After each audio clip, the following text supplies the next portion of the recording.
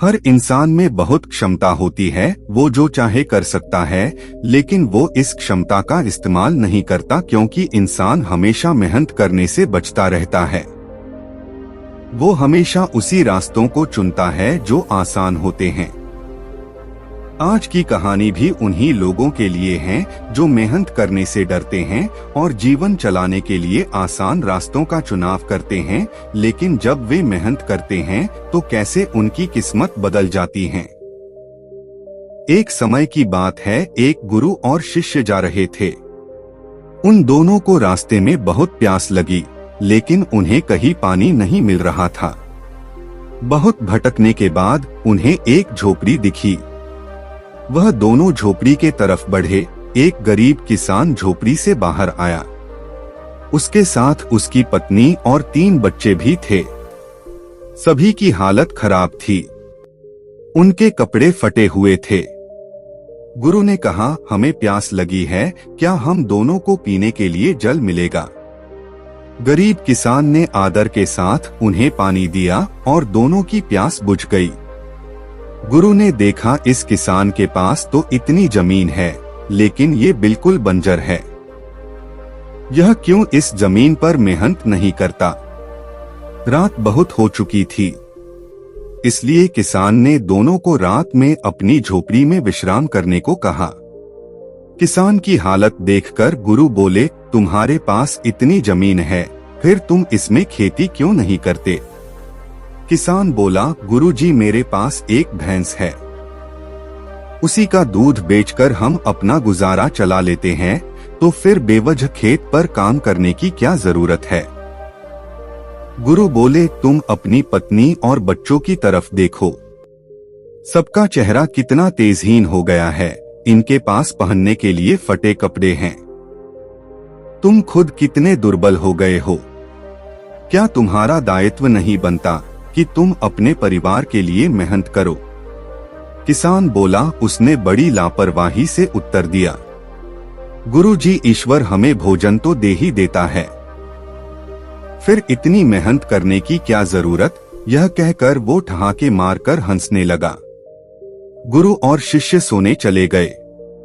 आधी रात को गुरु ने शिष्य को जगाया और कहा, हम दोनों मिलकर किसान की भैंस को जंगल में छोड़ आते हैं।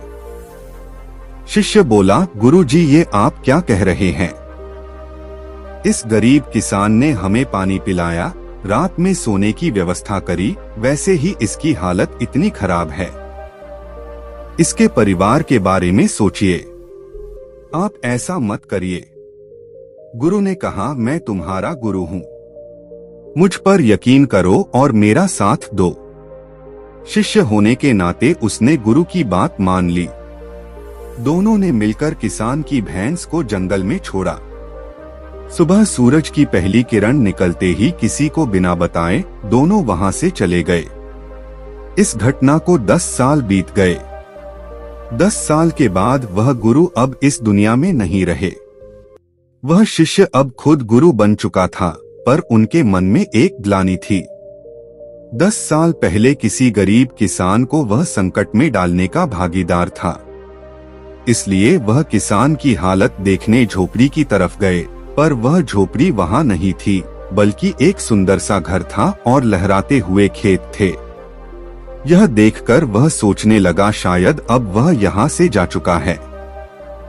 उसकी ग्लानि और बढ़ गई।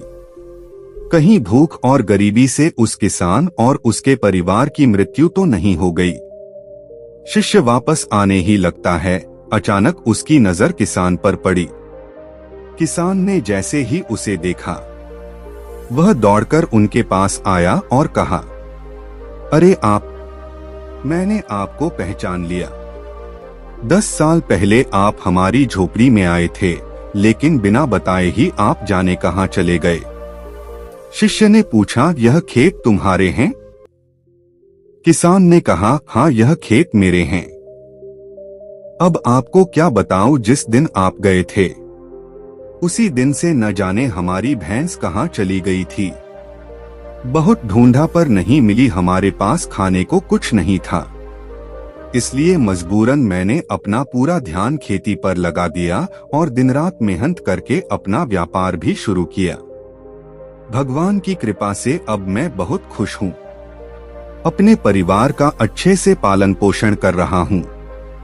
शिष्य यह सब सुनकर बहुत खुश हुआ और उसके मन से बोझ उतर गया। वह अब समझा गया गुरु ने आखिर ऐसा क्यों किया था, ताकि किसान मेहनत करें और अपने परिवार का पालन पोषण कर सके। शिष्य ने अपने गुरु को मन ही मन प्रणाम किया।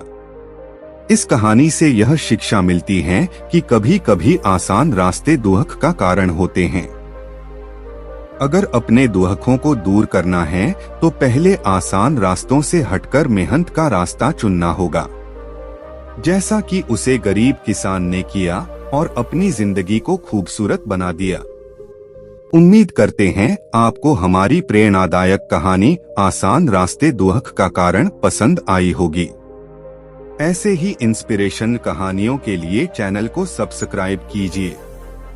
किसी नए कहानी और नए विचारों के साथ आपसे फिर मिलेंगे। तब तक के लिए अलविदा। धन्यवाद।